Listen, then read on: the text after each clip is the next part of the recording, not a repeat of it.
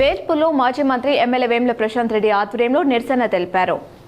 రైతులకు ఈ కాంగ్రెస్ ప్రభుత్వం ఇచ్చిన రుణమాఫీ, రైతు బంధు హామీలు నెరవేర్చాలని కోరుతూ గత సంవత్సరం వేల్పూర్ ఎక్స్ రోడ్ వద్ద చేపట్టిన నిరసన కార్యక్రమంను సాకుగా చూపుతూ ఎమ్మెల్యే వేములతో పాటు సుమారు 40 మందిపై ఈ కాంగ్రెస్ ప్రభుత్వం అక్రమ కేసులు బనాయించి నోటీసుల పేరుతో వేధిస్తుండటంతో ఈరోజు వేల్పూర్ మండల కేంద్రంలో పోలీస్ స్టేషన్ వరకు మాజీ మంత్రి ఎమ్మెల్యే వేముల ప్రశాంత్ రెడ్డి బీఆర్ఎస్ శ్రేణులు నిరసన ర్యాలీ నిర్వహించారు.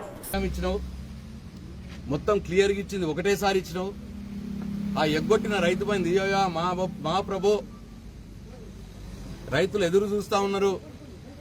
కేసీఆర్ కరోనా ఉన్నప్పుడు కూడా రైతు బంధు టంచన్ గా క్యాలెండర్ ఎట్లుంటుందో ఆ క్యాలెండర్ ప్రకారం రైతు బంధు పంపించినాడు.